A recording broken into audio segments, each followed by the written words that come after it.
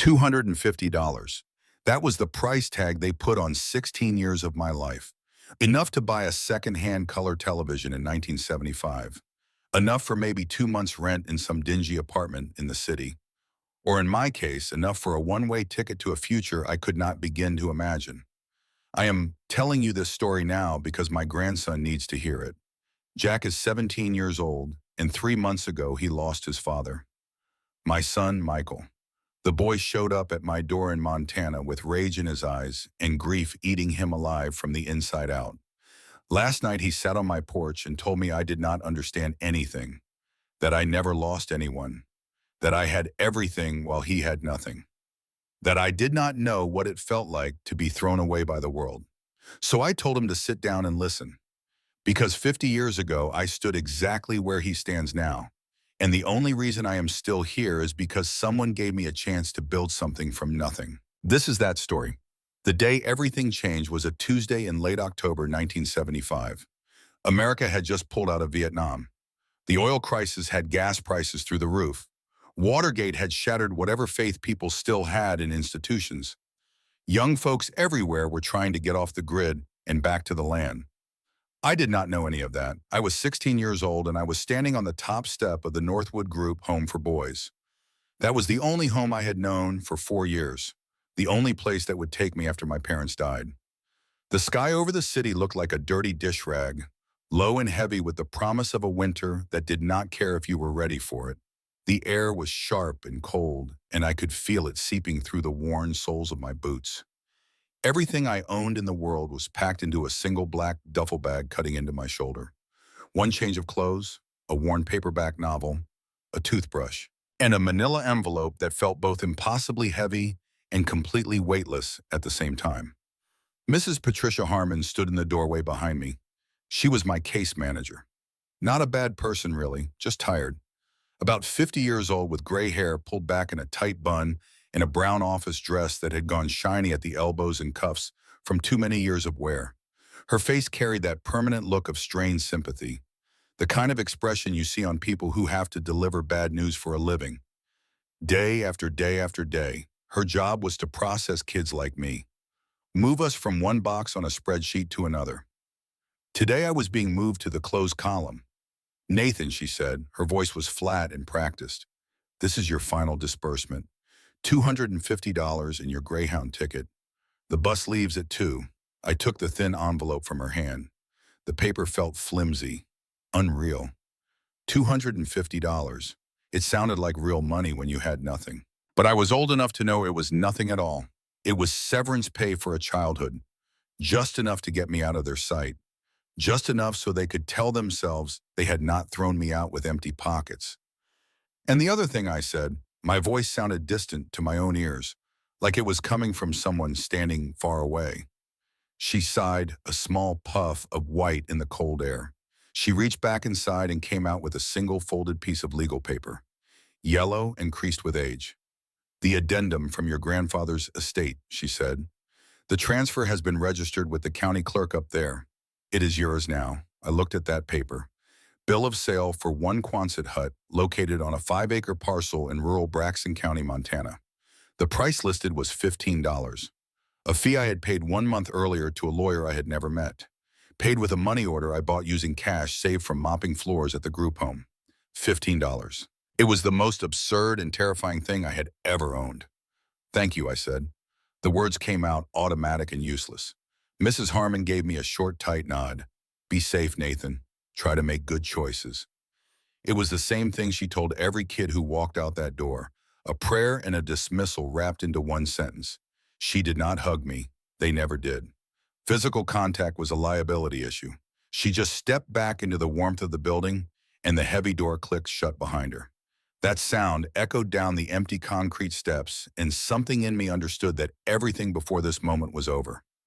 Done. Filed away. 4 years of bells telling me when to wake up, when to eat, when to sleep. 4 years of weekly counseling sessions where I learned to say the right things without feeling any of them. 4 years of being a case file, a problem to be managed, a number in a system that processed children like widgets on an assembly line. Now I was just me, a 16-year-old boy standing on a sidewalk, holding a bus ticket to a place I had never seen, holding the deed to a metal shed I bought for less than the cost of 3 fast food meals. I turned and walked away from that building without looking back. There was nothing to look back at. Nothing and no one. The Greyhound bus in 1975 was a world unto itself. Cracked vinyl seats and the smell of cigarette smoke baked into every surface because back then you could still smoke on buses. The other passengers carried their own stories with them. A young soldier just home from overseas with eyes that looked 1,000 years old. A single mother with 2 small children trying to keep them quiet.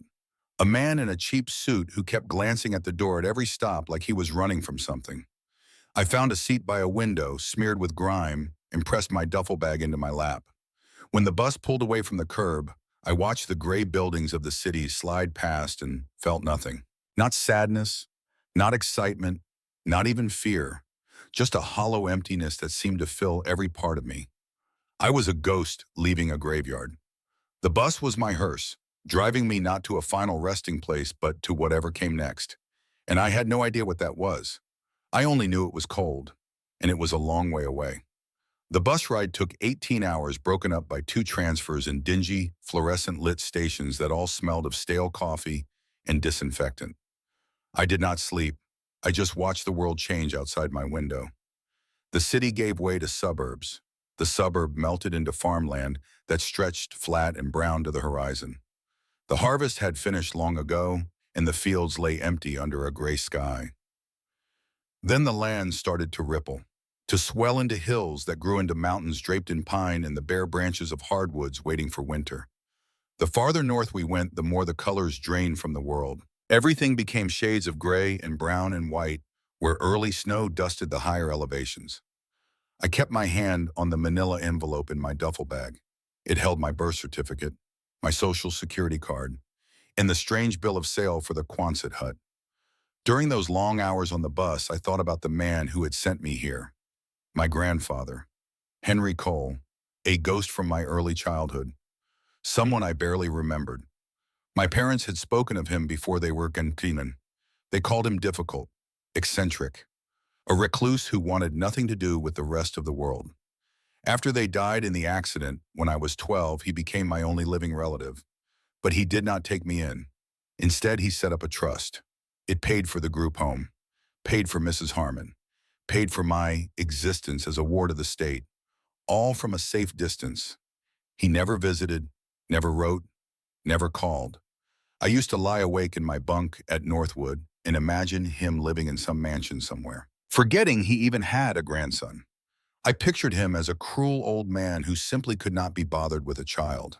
I built up years of hatred for someone I did not even know. When he died 2 years before, I felt a bitter, empty satisfaction. The lawyers handling his estate had sent a letter to the group home. It explained that the trust would continue until my 18th birthday or until I was legally emancipated.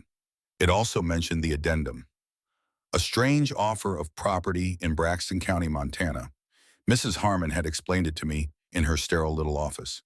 Your grandfather's will has an unusual provision, Nathan. It says you can be declared a mature minor at 16. That means you would be on your own. The trust would dissolve. You would get a small final payment and the property would be yours. If you accept the terms. The terms were simple. I had to formally request the emancipation myself, and I had to pay the $15 transfer fee for the Quonset hut. It was a test, she had said, a way out, or you can stay here for 2 more years. It is your choice. 2 more years of bells and rules. 2 more years of being someone else's problem.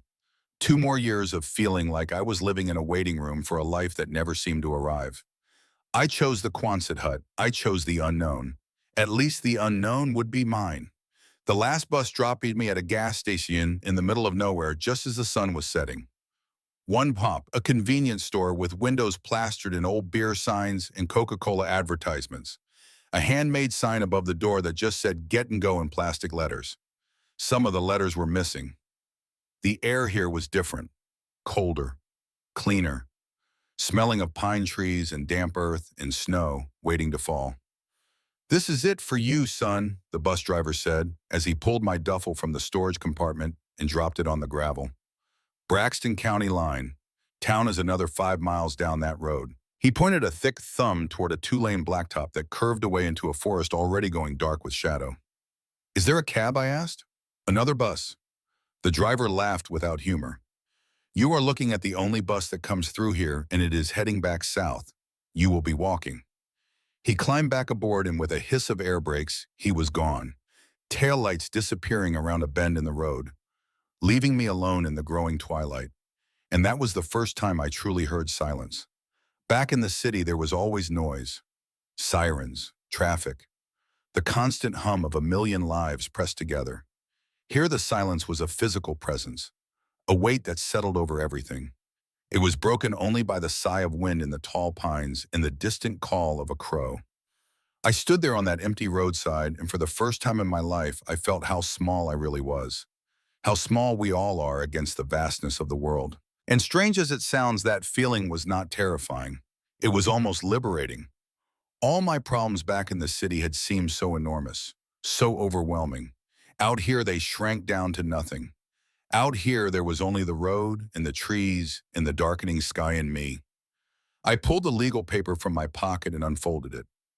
On the back, my grandfather had drawn a map in that spiky, angular handwriting of his. It showed the gas station where I stood, the road heading toward town, and a turnoff about 3 miles down. Find the fallen oak, the note said. Gravel path 1 mile in. I zipped up my thin jacket as far as it would go, pulled my knit cap down over my ears, settled the duffel bag strap across my shoulder where it bit into the same sore spot it always found. Then I started walking. The 5 miles to the town of Braxton felt more like 10. My boots were worn thin, and every step on the rough pavement sent jolts of pain through my heels where blisters were forming. The sun vanished completely. The world became a tunnel of darkness, with my weak flashlight carving a pale path ahead of me. The woods pressed close on both sides, alive with sounds I could not identify. A twig snapping somewhere in the black, leaves rustling, the low call of an owl hunting in the night. Every noise made the hair on my arms stand straight up. I was not used to this kind of wildness. My whole world had been concrete and chain-link fences. Braxton was not much of a town when I finally reached it. A single main street with a few dozen buildings, most of them dark at this hour, a courthouse with a lit clock tower, a diner with a buzzing neon sign that said Rosie's, a small grocery store, a bar called the Rusty Nail with country music spilling faintly from behind its door. I was exhausted and starving. The last of my bus station snacks had run out hours ago. I pushed into the grocery store and a bell chimed above the door. An old man behind this counter looked up from his newspaper. His eyes narrowed with that casual suspicion that small towns reserve for strangers. I bought a loaf of bread and a jar of peanut butter and a bottle of Coca-Cola. The total was more than I expected. My $250 was already starting to feel very small. I ate standing on the sidewalk outside, tearing off chunks of bread and scooping peanut butter with my fingers. The Coke was cold and sweet. It was the best meal I had ever had, not because of the taste, because it was mine, bought with money I controlled, eaten in a place I had chosen. The turnoff came about an hour later, just as my grandfather's map had promised. A massive oak tree split down the middle by lightning leaned tiredly across the road. A gravel path barely wide enough for a car wound away into darkness. This was it, the final step. Down this path was my new life, or the end of it. I pushed aside the fear and walked. The gravel crunched loud beneath my boots. The path was rough and rutted, and I stumbled several times in the dark. It climbed steadily uphill, and my lungs burned in the thin, cold air. After what felt like another hour, the trees parted, and I stepped into a clearing. And there it was, bigger than I had imagined, a long, curved arch of corrugated metal rising from the earth like the shell of some giant beetle, half buried in the ground. Rust covered it in great weeping patches, the color of dried blood. Weeds and small saplings grew thick around its base as high as my waist. One of the two large sliding doors at the front hung crooked on its track, slightly open, like a mouth frozen mid-word. It looked abandoned, forgotten, dead, a monument to things left behind. This was my inheritance, my $15 home. A wave of despair hit me so hard I nearly sat down right there in the weeds. What had I done? I had traded a warm bed and 3 meals a day for this. A rusted metal shell in the middle of nowhere. No electricity, no running water, no heat. Winter was coming, and I was standing in front of a building that looked like it might collapse if I leaned on it wrong. I wanted to turn around, walk back to town, get on the next bus going anywhere else. But there was no anywhere else. There was no one waiting for me, no place to go back to. This was the end of the line, and the only way forward was through. My hands shook as I approached that crooked door. I put my shoulder against it and pushed. Metal screamed against metal as it scraped along the rusted track, but it moved, just enough for me to slip through into the darkness beyond. The air inside was colder than outside. It held a thick, musty smell of damp and decay and mouse droppings. My flashlight cut a weak path through the cavern of black. The space was huge, much larger than it looked from outside. The curved ceiling disappeared into shadows high above. The concrete floor was cracked and covered with debris, piles of junk everywhere, rotted wooden crates, rusted machine parts, stacks of old tires, shapes hidden under tarps so dusty they had turned gray. It looked like someone had used this place as a dumping ground for 50 years and then walked away. I swept my light around the space and my heart sank lower with every inch it revealed. This was a tomb, a cold, forgotten tomb, and it was mine. I walked deeper inside. My footsteps echoed in the vast, silent space, and then my light caught something in the far corner, almost hidden behind a stack of crumbling wooden pallets. A military footlocker, olive drab, the kind you see in old war movies. It was clean and solid and secured with a heavy-duty padlock. It was the only thing in this entire place that did not look like garbage. My heart beat a little faster. What was inside? Money. Some kind of treasure my eccentric grandfather had left for me. Hope flickered in my chest, and fragile and foolish, but there nonetheless. I set down my duffel bag. I was home. Or at least I was at the address. The difference between those two things felt like a million miles. That first night in the Quonset was the longest night of my life. I had no sleeping bag, only my thin jacket and the clothes I wore. I found a corner that seemed cleaner than the rest, swept away the worst of the dirt with my boot, curled up on the concrete floor with my duffel as a pillow. The cold was a living thing. It crept up from the ground through my clothes and settled deep into my bones.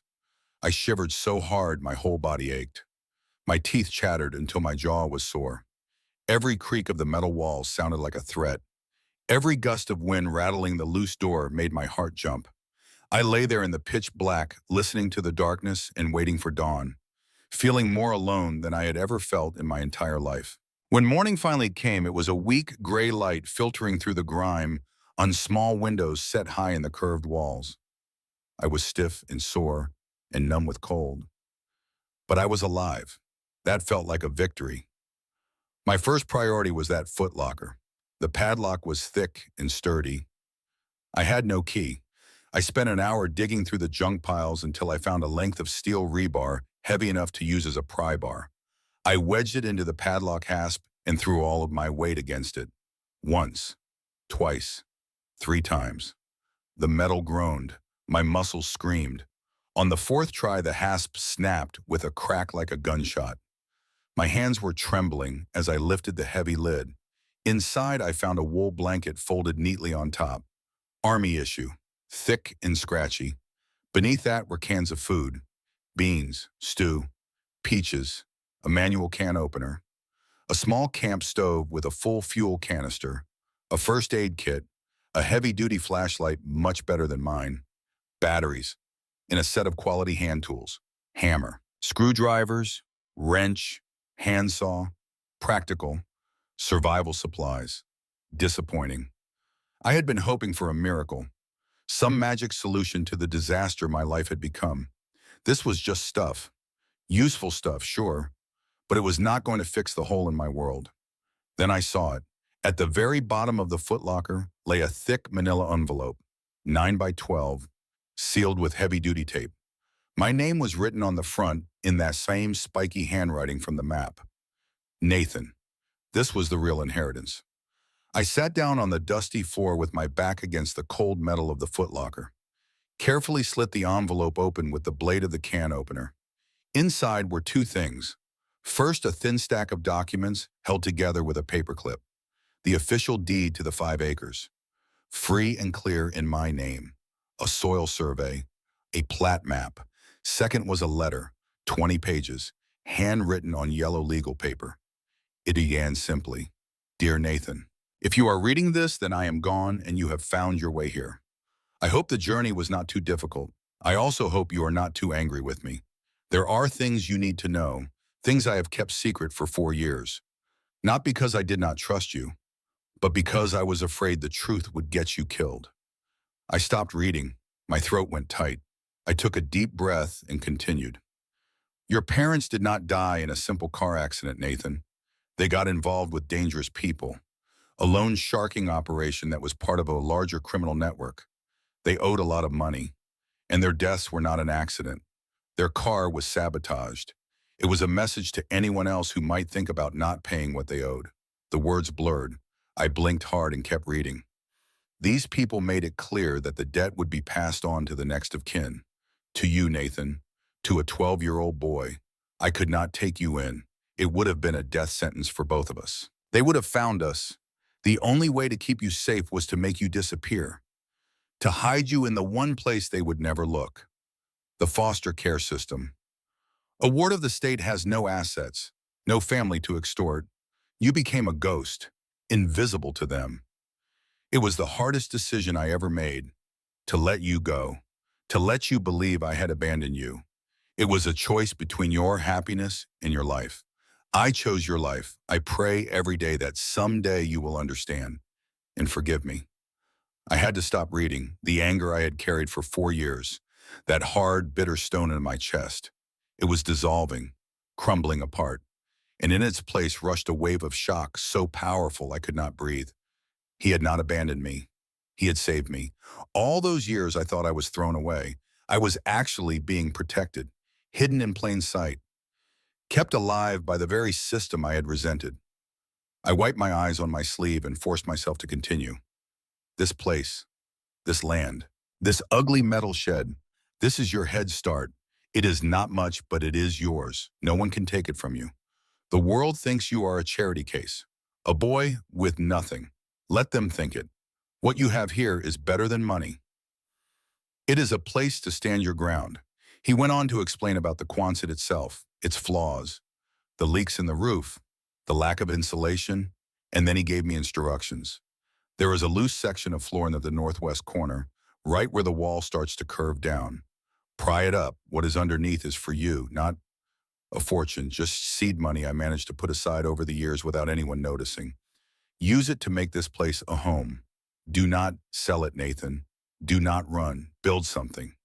Character is not what you are given. It is what you build from the scraps you have. This is your scrap. Make it a fortress. The letter ended with words that broke something open inside me. I am sorry I could not be the grandfather you deserved. I hope you can build the life you deserve. I love you, kid. I set the pages down in my lap. A sound came out of my throat, raw and ragged, the sound of something that had been locked away for years finally breaking free. I cried. I cried for the parents I barely remembered, their memory now stained with a darker truth. I cried for the lonely boy in the group home who thought his own grandfather did not want him. I cried for the old man who had lived with a terrible secret, who made an impossible choice and died alone hoping his grandson would someday understand. I sat there on that cold concrete floor surrounded by junk and decay, and I cried until nothing was left. The sun had climbed higher. A single beam of light shone through a grimy window, cutting through the darkness, landing on the letter in my lap like a sign. The despair I had felt the night before was gone. The fear was still there, but it was different now. Not the fear of being alone and abandoned. It was the fear of failure, the fear of not being able to live up to the faith this man had placed in me. I looked around at the vast empty space of the Quonset, and for the first time I did not see a ruin. I saw raw material. I saw possibility.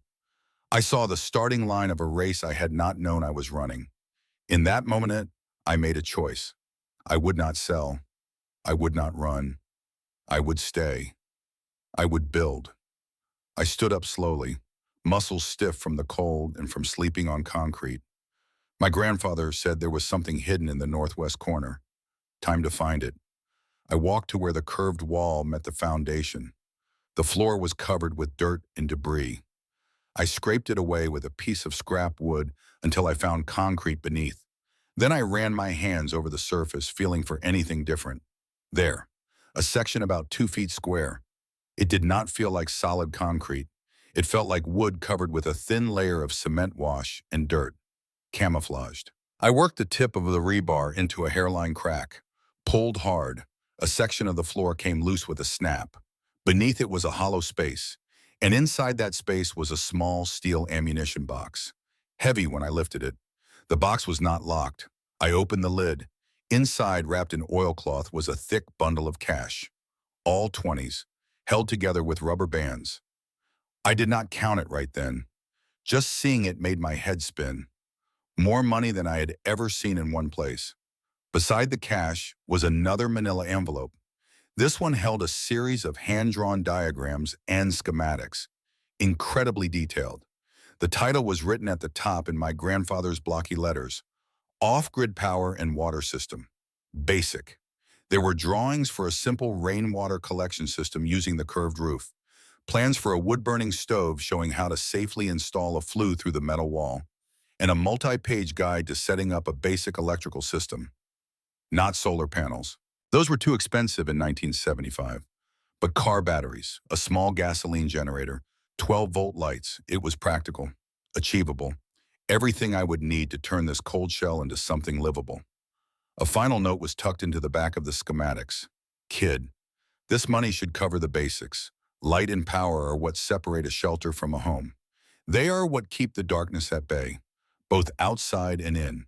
Do not be afraid of the work. You come from strong stock. You are harder than you think. The instructions are all here. Read them, then read them again. Measure twice. Cut once. You can do this. Build something that lasts your life. I carefully packed everything back into the ammunition box. The money, the plans. This was my arsenal. My war chest for the battle ahead. The battle against the cold, against the decay, against the loneliness, against the voice in my head that said I was just a kid and I could not do this. The sun was climbing higher outside. Light was beginning to warm the rusted metal walls of my new home. I stood there in the middle of chaos and ruin, holding my grandfather's letter like a treasure map. But the treasure was not the money in the box. The treasure was the truth. I had not been thrown away. I had been sent on a mission, and I intended to complete it, no matter how long it took, no matter how hard it got. That was my promise to the man who sacrificed everything to keep me safe. That was my promise to myself. My grandson Jack sat across from me at the fire pit, watching the flames dance against the Montana darkness.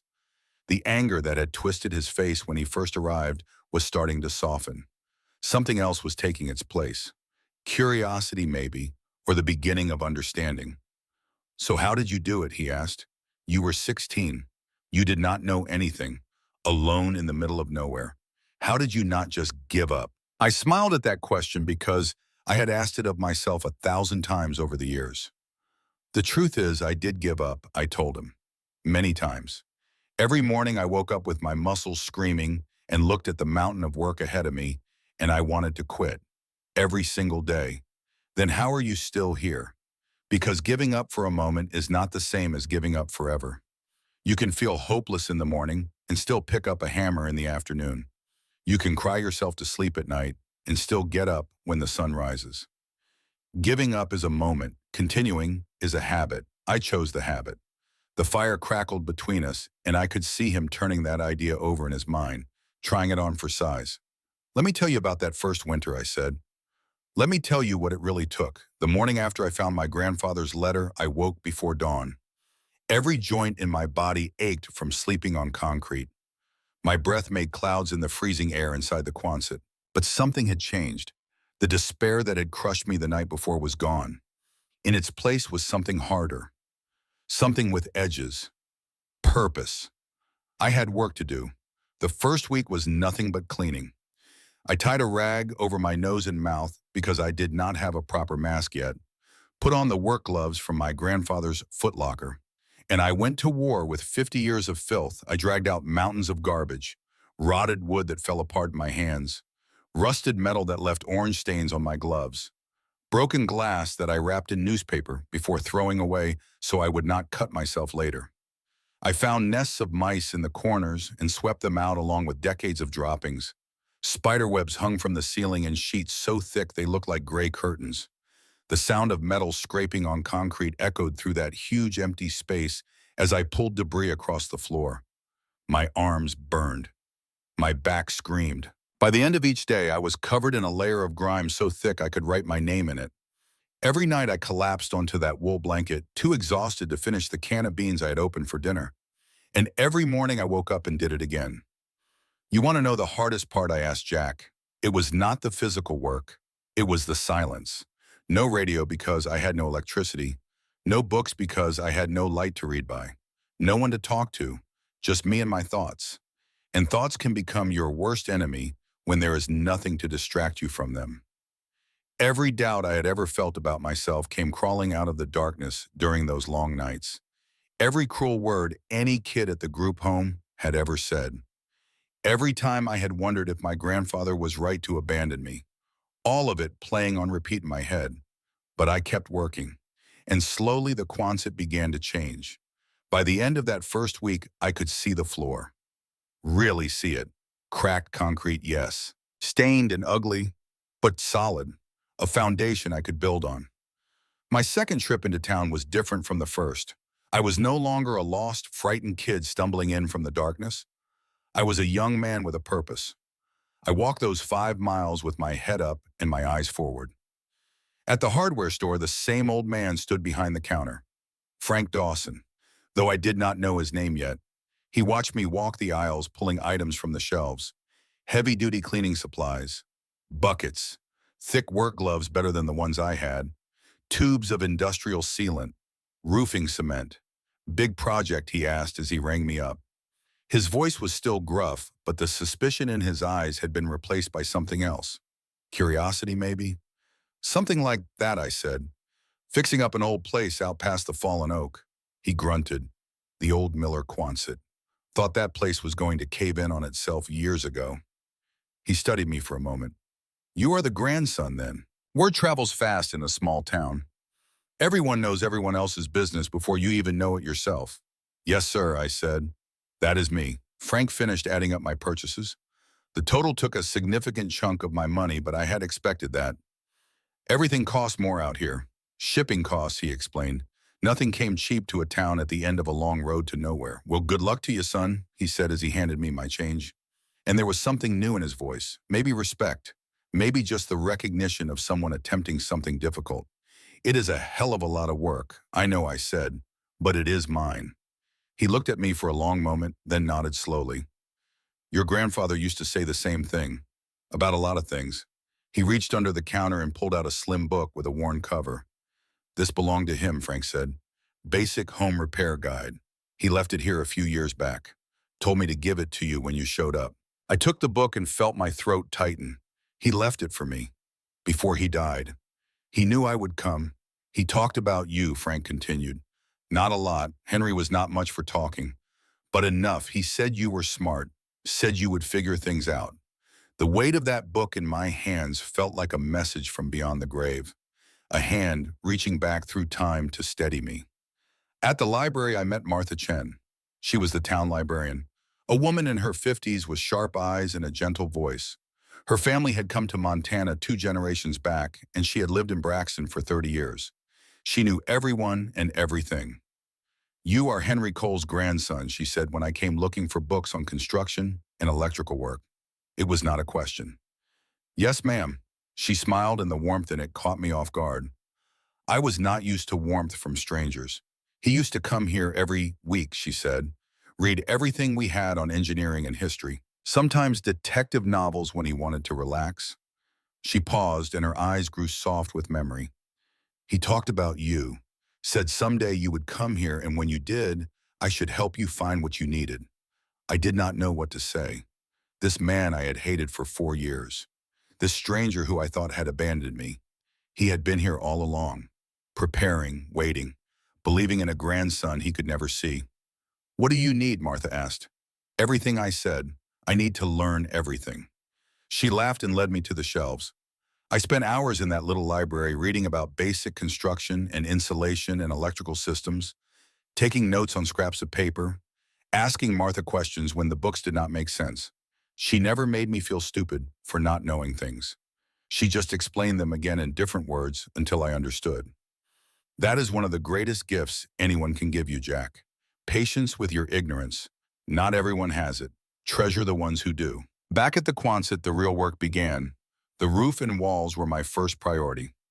Winter was coming, and every hole was an invitation for cold air and rain and snow. I spent days on a rickety ladder I had found in the debris pile. Had to repair the ladder itself before I could use it. Every rung checked and tightened. Measure twice, cut once. My grandfather's words echoed in my head with every task. I patched holes with roofing cement and squares of sheet metal bought from Frank's store. Sealed every seam and bolt hole and crack I could find. The work was tedious and frustrating. My hands blistered and bled. More than once I nearly fell from that ladder when a gust of wind caught me off balance. The first time I tried to patch a large hole in the roof, the repair fell off before I even climbed down. The second time it held for 3 days, then peeled away in a rainstorm. I sat in the Quonset that night with water dripping on my head and wanted to scream. But I went back to the books, studied how the original seams had been made, realized I had been overlapping the metal the wrong way. Water flows downhill. The patches needed to be layered like shingles so rain would run over them, not under them. The third attempt held. It is still holding 50 years later. Insulation was the next challenge. Those bare metal walls radiated cold like the inside of a refrigerator. In 1975, there was no fancy foam insulation you could order online. No YouTube videos showing you exactly what to do. I had to improvise with what was available. Martha found me books about insulating Quonset huts. Turned out the military had built thousands of them during World War II, and people had been figuring out how to make them livable ever since. I learned about using layers of newspaper and cardboard as a base, about packing hay bales along the bottom of the walls where the cold crept in worst. Frank sold me a paste made from flour and water that I could use to glue newspaper to the metal walls. It was the same stuff people had used for decades. Cheap and effective. I collected old newspapers from the library. Martha saved them for me every week. I spent hours mixing paste and layering paper and smoothing out bubbles until my arms felt like they would fall off. Then I got hay bales from a farmer outside town. Bill Harper. When he heard what I was doing, he gave me a dozen bales for free. "Your grandfather fixed my tractor back in '69, Bill said. Refused to take any money for it, said neighbors help neighbors. This is me returning the favor. I was starting to understand something important. I thought I was alone out here, but I was not. My grandfather had spent years quietly helping people in this community, never asking for anything in return. And now that I was here, those people were helping me. Not because they had to, because they wanted to. A community is not just a place, Jack. It is a web of connections built on small kindnesses over time. Your grandfather taught me that. One night about 2 weeks after I arrived, I was lying on my blanket, almost asleep, when I heard something outside. Footsteps. Slow and deliberate, moving through the gravel near the Quonset door. My heart stopped. In the darkness, every story about the criminals my grandfather mentioned came rushing back. They found me. They tracked me down. I was going to die alone in this metal shed, and no one would ever know. I lay perfectly still, not breathing, my hand closed around the small knife I kept under my blanket, the only weapon I had. The footsteps stopped right outside the door. A long silence, then a snorting sound, loud and wet, and the click of hooves on stone. A deer, just a deer looking for food. I let out my breath in a rush that left me dizzy, lay there shaking for an hour before I could calm down enough to sleep. But that fear stayed with me, a reminder that my past might still be hunting me. I could not afford to forget it. The electrical system was the most important project, and the most terrifying. My grandfather's plans were detailed and clear, but they were designed for 1975 technology. No solar panels. Those were far too expensive for a teenager with limited funds. Instead, he had designed a system using car batteries and a small gasoline generator.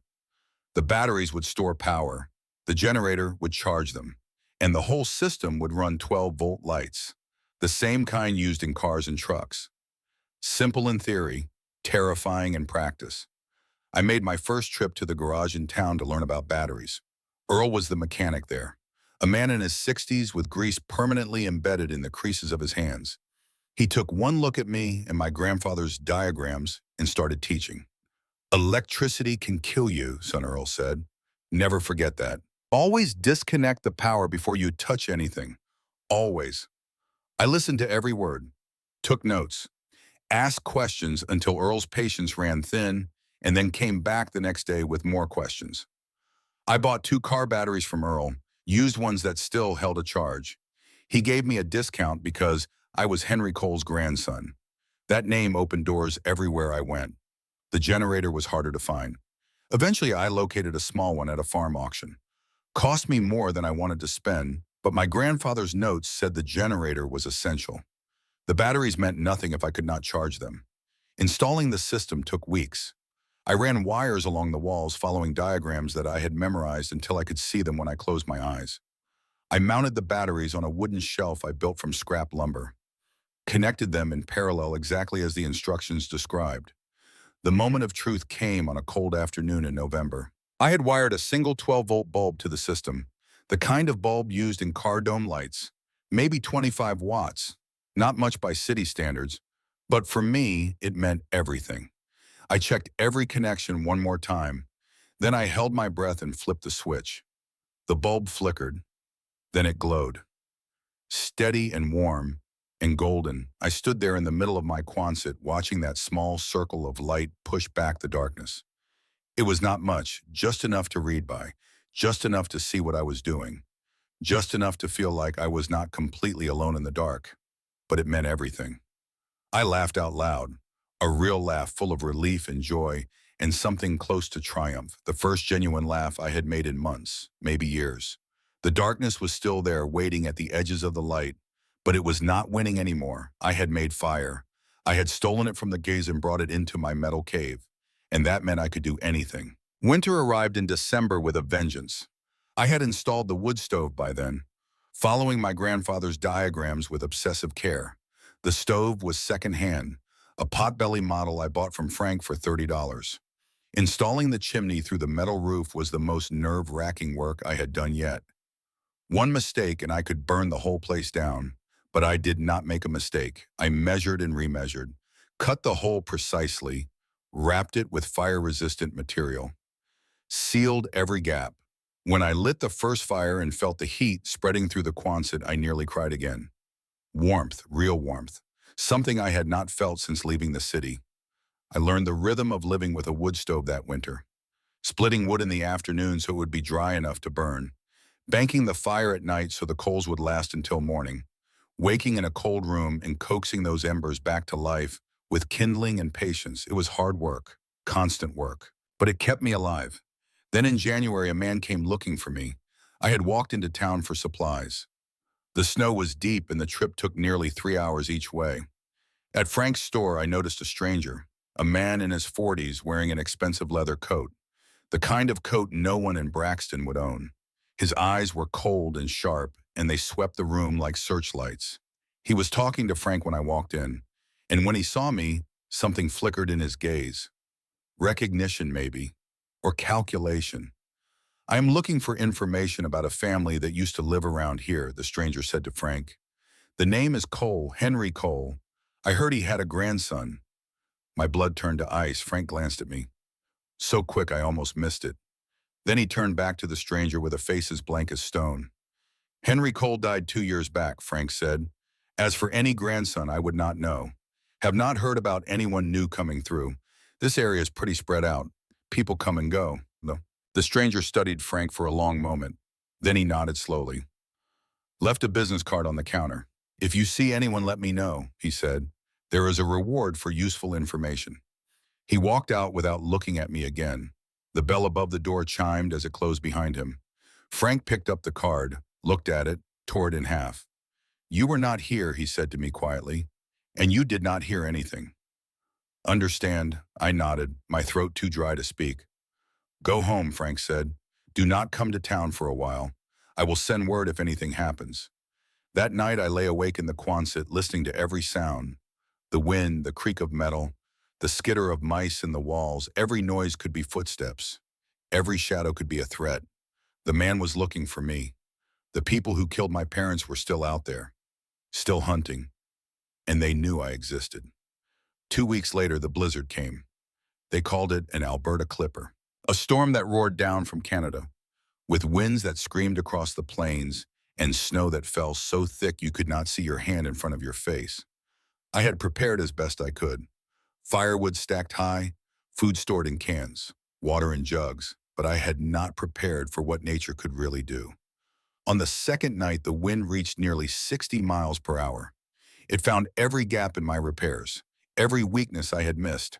And in the darkest hour of the night, I heard a sound that would haunt my dreams for years. A crack like a gunshot, then a roar of wind and snow. A section of the roof had collapsed under the weight of the accumulated snow, the part I had not finished reinforcing. Cold and white poured into the Quonset like a living thing, trying to devour everything I had built. The temperature inside dropped instantly. The fire in my stove guttered and nearly went out. I scrambled in the darkness, fighting to save what I could. My hands went numb within minutes. My fingers stopped working. But I fought.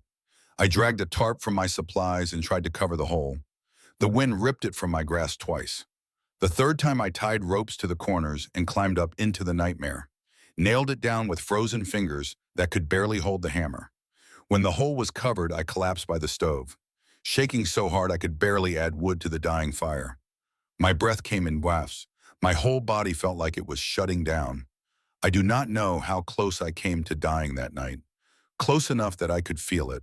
The darkness pressing in, the cold reaching for my heart. But I made a choice in that moment. A choice I have made every day since. You cannot have me, I said out loud. My voice was raw and barely human. I have come too far to die like this. The fire caught. The flames grew. Warmth slowly returned. I sat there all night, feeding that fire and waiting for dawn. And when the sun finally rose and the storm cleared, I looked at the damage and knew exactly what I had to do. The next 2 weeks were the hardest of my life.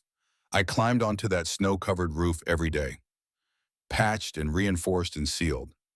One slip and I would have fallen to the frozen ground below. One mistake and I would have died alone with no one to find me until spring. But I did not slip. I did not make a mistake. I finished the repairs. And when it was done, I stood back and looked at what I had built. Not just a roof, not just a shelter, a testament to what I was willing to endure, a monument to the simple, stubborn refusal to give up. Spring came slowly that year, but when it came, it felt like resurrection. The snow melted, the world turned green, and I felt like I was waking from a nightmare. I had survived. My Quonset had survived. We had made it through together. I planted a garden using seeds I ordered from a catalog, following diagrams I had found in the library. Potatoes, carrots, beans, tomatoes. Watching those first green shoots push up from the dark earth was a miracle. More food, more life, more proof that I could make things grow. The Quonset was no longer a shell. It was a home. I had built a sleeping area with walls made from salvaged wood, a small kitchen with a counter and a dry sink, a table and chair I found at the town cleanup day. Everything in it was something I had built or fixed or earned. Every board, every nail, every patch on the walls. It was not much by any standard, but it was mine. One day that spring, a girl drove up the gravel road in her father's truck. Her name was Sarah Dawson, Frank's daughter. 17 years old with brown hair and gray eyes and a smile that made me forget how to speak. "So you were the boy living in the Quonset," she said. Not a question, a statement of fact. "Word gets around," I managed to say. "Small town. Gossip moves faster than the internet." She looked around at what I had built.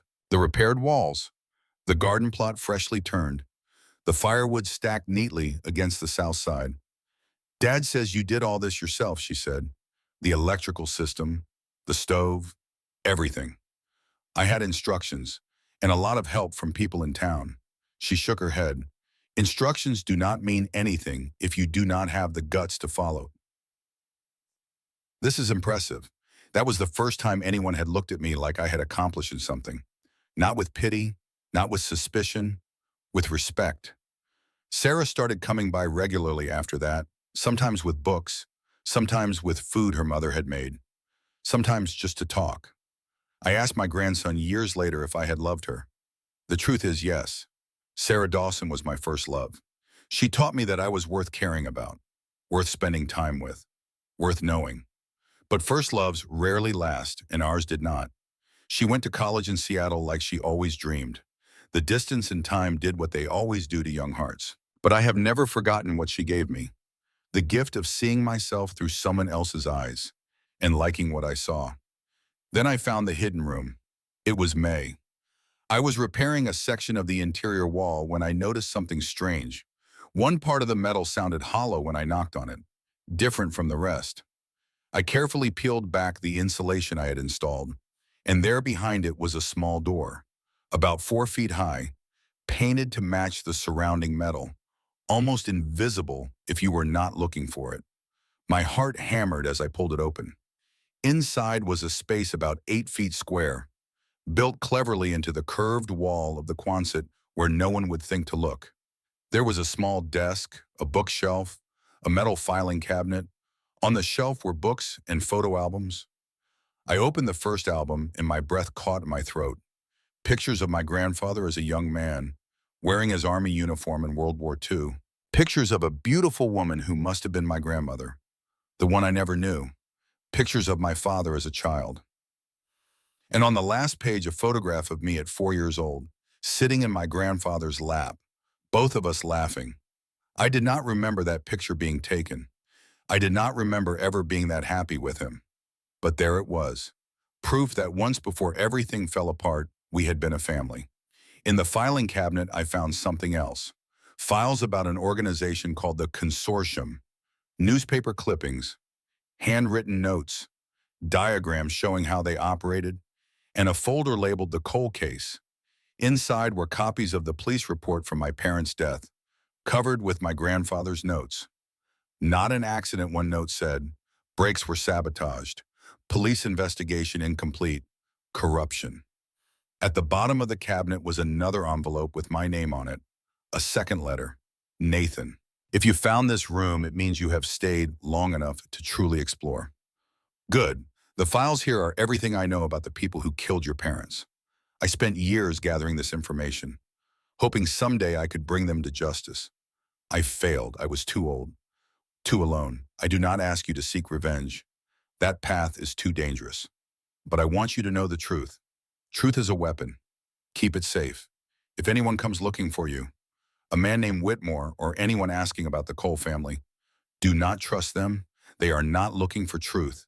They are looking to bury it. The best revenge is to live, to build a good life they cannot touch. I love you, grandson. That night I sat in the hidden room and read every file. The name Whitmore burned into my memory. The man at Frank's store. He was connected to the people who murdered my parents, and he was looking for me. Part of me wanted to run, take what money I had left, and disappear, start over somewhere else. But another part of me refused. Running meant abandoning everything I had built. Running meant letting them win. Running meant giving up the home my grandfather had sacrificed everything to give me. The next morning I went to see Frank. I know about Whitmore, I said. I know who he is. Frank looked at me for a long moment. Then he nodded. Your grandfather told me this day might come. He said if it did, I should help you. Help me how? By keeping watch. By letting you know if anyone comes asking. By protecting you the way neighbors protect each other. He opened a drawer behind the counter and took something out. A small handgun and a box of ammunition. This was your grandfather's, Frank said. He left it with me for safekeeping. Said you might need it someday. I will teach you to shoot, and pray you never have to use it. I looked at that gun.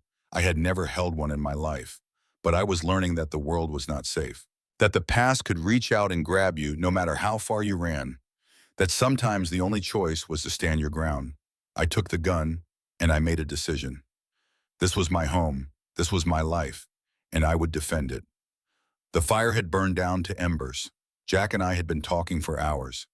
The Montana night stretched around us, vast and silent and full of stars. My grandson was looking at me differently now. The anger that had twisted his features when he first arrived was almost gone. In its place was something I had been hoping to see: understanding. "So this Whitmore guy," Jack said. "Did he come back?" I nodded slowly and watched the last flames flicker among the coals. He did. And that was when I learned the most important lesson of my life. The summer of 1976 was the most peaceful time I had known since my parents died. The garden flourished. Tomatoes ripened on the vine. Carrots pushed up from the dark earth. Beans climbed the wooden stakes I had built for them. Every morning I walked the rows and marveled at what I had grown from nothing. The Quonset was truly a home now. I had added real windows, glass panes I bought from a demolished house in the next county. Frank let me use his truck to haul them back. I built frames from salvaged lumber and sealed them tight against the weather. For the first time since arriving, I could see outside without opening a door. Could watch the sunrise paint the mountains gold and pink without leaving my bed. The electrical system had grown too. More batteries, a bigger generator, enough power to run lights in every corner, and even a small radio that picked up stations from 3 states away. Music filled the Quonset in the evenings. Country songs and news broadcasts and late-night talk shows that made me feel connected to a world I had left behind. People in town had stopped treating me like a stranger. They called me by name when I walked into Frank's store. Martha at the library saved books she thought I would enjoy. Earl at the garage waved when I passed. I was not one of them yet. Not fully. But I was no longer an outsider. I was just the coal boy up at the old Miller place, the one who was making a go of it. Sarah came by almost every week that summer. We would sit on the bench I had built outside the Quonset door and watch the sun set behind the mountains. She talked about her dreams of college and seeing the world beyond Montana. I talked about my plans for the property. A greenhouse maybe, or a workshop where I could repair things for people in town. We were young and full of hope, and the future seemed like an endless road stretching toward the horizon. Then August came and everything changed. Frank called me into town with an urgent message. When I arrived at his store, his face was grim. "Whitmore is back," he said. His voice was low, even though we were alone. I saw his car at the motel outside town. "And he is not alone this time." My stomach dropped. How many? 2 others with him. Big men, the kind who do not smile. I thought about the hidden room and the files inside. Thought about my grandfather's letter warning me about this exact moment. What should I do? Frank looked at me with eyes that had seen more than I could imagine. "That is your choice, son. But if it were me, I would not run. Running just tells them they can chase you forever. Sometimes you have to stand and let them know the chase is over." 2 days later, I was working in the garden when I heard a car engine. Not the familiar rattle of a truck from town. Something smoother, more expensive. A black sedan rolled up the gravel drive and stopped near the Quonset. Eli Whitmore stepped out of the back seat. 2 large men followed him. They wore dark suits that did not belong in Montana, and their eyes swept the property like predators scanning for prey. Whitmore was older than I remembered, maybe 50. Gray at his temples and lines around his mouth that suggested a lifetime of frowning. But his eyes were the same, cold and calculating and completely without warmth. "Nathan Cole," he said, "we need to talk." I stood up slowly. My hands were dirty from the garden. I wiped them on my jeans and felt the weight of the small pistol tucked into my waistband at the small of my back. Frank had insisted I carry it whenever I left the Quonset. "You were not invited," I said. "I do not need an invitation." Whitmore smiled, but it never reached his eyes. "I go where I please and I take what I want. That is how the world works for people like me." He looked around at what I had built. The repaired Quonset, the garden, the neat stacks of firewood, the windows gleaming in the afternoon sun. "You have done more with this place than I expected," he said. The old man would be proud. "Do not talk about my grandfather." Whitmore laughed. It was not a pleasant sound. "Henry Cole was a thorn in our side for years, collecting information, asking questions, trying to build a case against us. He thought he was clever hiding you in the foster system. Thought we would forget about the debt your parents owed." He took a step closer. His bodyguards flanked him like shadows. "But we never forget. and debts must be paid. My parents are dead, I said. Whatever they owed, I damn it with a ham. That is not how this works. Whitmore's smile vanished. Your grandfather had files, documents, things that could cause problems for important people. I know they exist, and I know they are here somewhere. I do not have anything. Do not lie to me, boy. He spat the last word like a curse. Your parents lied to us. Look where it got them. A cold fury rose in my chest, the same fury that had kept me alive through that first terrible winter, the same stubbornness that refused to let me quit when everything seemed impossible. Is that a threat, I asked? You are threatening a minor on his own property. I think the sheriff might be interested in that. Whitmore laughed again. You think some small-town sheriff can protect you? You think anyone out here can stand against us? We own people you have never heard of. Police, judges, politicians. One phone call and your whole life disappears. Maybe I said, but here's the thing. Those files you are looking for, they are not here. Whitmore's eyes narrowed. I sent copies to 3 different places, I continued. A lawyer, a journalist, and somewhere else you will never find. If anything happens to me, anything at all, everything gets published. Names, dates, bank accounts, every piece of evidence my grandfather collected over 20 years. I was bluffing. Partially. I had sent copies, but I was not certain they would ever be open. Not certain anyone would care about the contents. But Whitmore did not know that. You are lying, he said. But there was uncertainty in his voice now. Maybe I am. Do you want to find out? Because if I am telling the truth and you hurt me, then you have a much bigger problem than one kid in Montana. Silence stretched between us. The 2 bodyguards looked at Whitmore, waiting for instructions. Their hands hovered near their jackets, where I assumed they kept weapons far more impressive than my small pistol. The moment balanced on a knife's edge. Then in the distance, I heard the sound of an engine, another vehicle coming up the gravel road. Whitmore heard it too. His jaw tightened. A truck appeared around the bend, Frank's truck, and behind it a patrol car with lights flashing. The cavalry, I said. Small towns have one advantage. Everyone knows everyone else's business, and they look out for their own. Whitmore's face went dark with rage, but he was calculating too, weighing his options. The truck and patrol car were getting closer. This is not over, he said. Maybe not. But if you come back, you better be ready for a very public fight, because I am not hiding anymore. He stared at me for a long moment. Something shifted in his eyes, not respect exactly, but acknowledgement, recognition that I was not the easy target he had expected. Your father was brave too, Whitmore said quietly, right up until the end. Then he turned and walked back to his car. His bodyguards followed. The black sedan reversed down the gravel drive and disappeared into the trees just as Frank's truck pulled up. Frank jumped out with a shotgun in his hands. Behind him, the patrol car stopped and Sheriff Caldwell stepped out. A big man in his 60s with a weathered face and eyes that had seen every kind of trouble. You all right? Son Frank asked. I nodded. My heart was still pounding, but my voice was steady. I am fine. They left. Sheriff Caldwell walked over and looked down the road where the sedan had vanished, and that was Whitmore, he said. Not a question? Yes. Your grandfather warned me about him years ago. Said if he ever came around asking questions, I should keep an eye out. The sheriff turned to face me. You did good standing up to him, but watch your back. Men like that do not forget. I know I said. I am counting on it. Eli Whitmore never came back. Not that year. Not the next. Never. For a long time I wondered why. Maybe my bluff had worked. Maybe the files were more dangerous than he wanted to risk. Maybe the cost of dealing with me was simply not worth the trouble for people who had bigger concerns. Or maybe something else happened. Years later, I received a letter. No return address, postmarked from Washington, D.C. Inside was a single sheet of paper with typed words.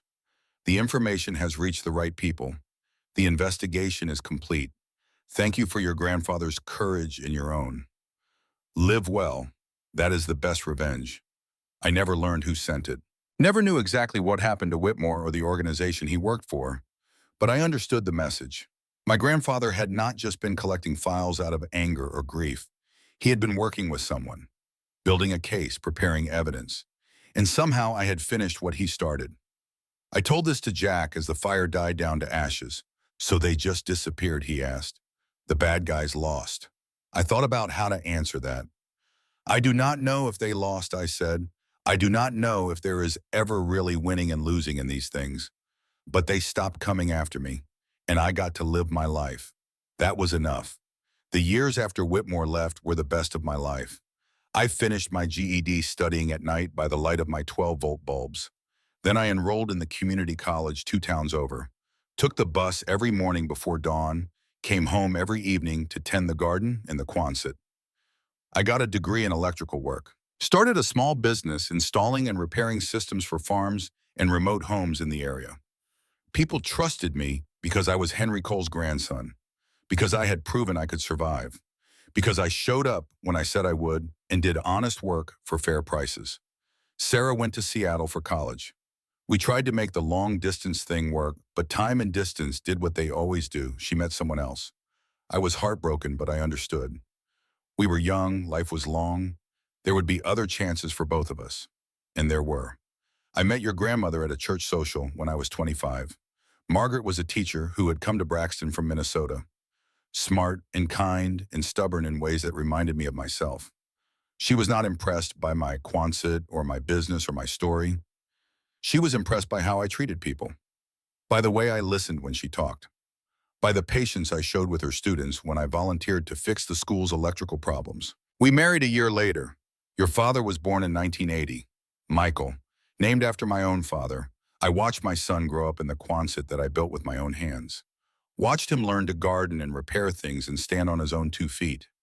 I tried to teach him everything my grandfather had taught me, about hard work, about patience, about building something that lasts. The Quonset grew too. We added rooms, real insulation, modern solar panels when they finally became affordable in the 1990s.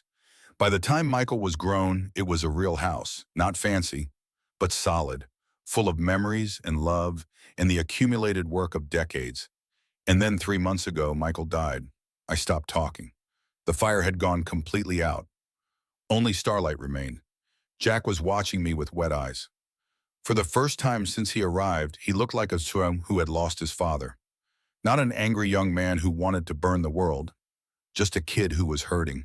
He was on a job site, I said. Construction work. Something fell. They said it was fast. He did not suffer. I felt the familiar ache that I had been carrying for 90 days. It never went away. It just became part of you. Losing a child is not supposed to happen, I continued. Parents are supposed to go first. That is the deal. But life does not always keep its deals. And you learn that you can survive even the things you thought would destroy you, how Jack whispered. How do you survive it? The same way you survive anything, one day at a time, 1 hour at a time, one moment at a time. You keep breathing, keep moving, keep doing the next thing that needs to be done. And eventually the weight becomes bearable. Not lighter, just bearable.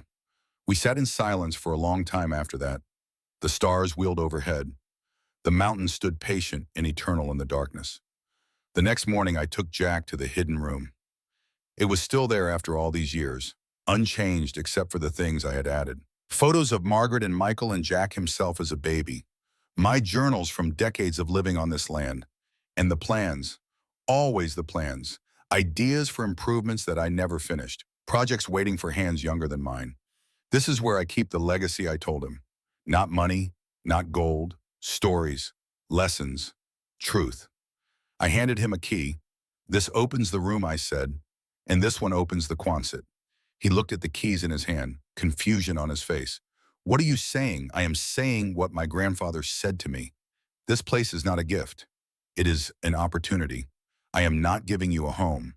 I am giving you the chance to build one. I am not giving you a life. I am giving you the tools to create your own. But I do not know how to do any of this. I cannot build things. I cannot fix things. I cannot. Neither could I said. I was 16 years old with nothing but a pile of junk and some handwritten instructions. I did not know how to patch a roof or wire a light or plant a garden. I learned. I failed. I tried again. And eventually I figured it out. Jack looked at the keys, looked at me. looked around the hidden room with its books and photos and decades of accumulated wisdom. "What if I am not strong enough?" he asked. "You are," I said. "You are my grandson. You come from people who survived impossible things. That strength is in your blood. You just have not found it yet." I thought about my grandfather, about the choice he made to protect me, even though it meant letting me believe he did not care, about the years he spent preparing this place for someone he might never see. And I thought about my son Michael, about all the things I had tried to teach him, about the way he had smiled when he learned to plant a seed or wire a switch or fix something that was broken. The legacy is not what you inherit, I told Jack. It is what you learn and build and pass on to the next generation. Your father learned from me, and now I will teach you, and someday you will teach someone else. I want to stay, Jack said. The words came out quiet, almost a whisper, at least for a while. I want to learn what you know. I felt something ease in my chest, a knot I had been carrying for months finally beginning to loosen. Good, I said, because I have a lot to teach, and we have work to do. That evening we sat on the porch together and watched the sunset behind the mountains. The sky turned gold and orange and deep purple. The Quonset stood solid and patient behind us. 50 years of repairs and improvements and memories woven into its metal walls. "Were you ever scared?" Jack asked. "When you first came here? When Whitmore showed up? Were you scared?" "I was terrified," I said, "every single day. But fear is not the opposite of courage. Fear is the prerequisite. You cannot be brave unless you are afraid first. And it was worth it. Everything you went through, it was worth it." I looked at my grandson, at the mountains stretching to the horizon, at the home I had built from nothing. "Yes," I said, "it was worth it. Not because it was easy, because it was hard, because every difficult moment taught me something I needed to know, because every failure made me stronger, because by the time I got through it all, I knew exactly who I was and what I was capable of." I stood up slowly, bones creaking from 70 years of use. "Come on," I said. "Let me show you how the solar panels work. Tomorrow we start your education." Jack followed me around the side of the Quonset where the modern panels I had installed years ago tilted toward the fading sun. I began explaining how they worked. The same basic principles I had learned from car batteries and generators back in 1975. The same lessons my grandfather had left in those handwritten diagrams. The technology had changed, but the fundamentals remained. Gather energy while the sun shines, store it for the darkness. Use it wisely so it lasts. That was true of electricity. It was also true of life. As I talked, I saw something change in Jack's eyes. The grief was still there. It would always be there, but something else was growing alongside it. Interest, purpose, the first flicker of engagement with the future that might be worth living. That was all I could give him. Not answers, not solutions. Just a chance, an opportunity, a place to stand and build something new. The same gift my grandfather had given me 50 years ago. I am Nathan Cole. I came to this land with $15 and a rusted metal shed and no idea how I was going to survive. I leave it with a home and a family and a story that I hope might help someone else. This is what I know. Character is not what you are given. It is what you build. It is the sum of every choice you make when no one is watching. Every time you get up after falling down. Every moment you decide to keep going when everything tells you to quit. You do not need wealth to build a life worth living. You do not need a perfect past. You do not need anyone's permission. You just need to start, right where you are, with whatever you have. That is all any of us ever has. This moment, these hands, this chance. Make something of it. Build something that lasts. And when you are done, pass it on to someone who needs it as badly as you once did. That is the inheritance. That is the legacy. That is the only thing that really matters in the end. I finished explaining the solar panels to Jack as the last light faded from the sky. Stars began appearing one by one like old friends returning home. The same stars my grandfather had watched. The same stars I would leave behind someday. My grandson stood beside me, looking up at the universe stretching above us. "I think I understand now," he said. "Understand what? Why you are not afraid. Why you can be calm when everything hurts. It is not that you do not feel it. It is that you know you can survive it, because you already have." I put my hand on his shoulder, the same way Frank had put his hand on mine 50 years ago in his hardware store. Now you know too, I said. Now you have the story, and the story is stronger than fear. We walked back to the porch together, back to the home I had built from scraps and stubbornness and the refusal to quit. Tomorrow the work would begin again. Tomorrow I would start teaching my grandson everything I knew. But tonight we sat in silence and watched the stars and let the peace of the mountains settle into our bones. This was the ending I never expected, the legacy I never planned, the gift that had been given to me and that I was now passing on. Not money, not land, not a building, just the truth, just the story, just the knowledge that we are all capable of more than we imagine. That is what my grandfather gave me. That is what I give to you. Now go build something.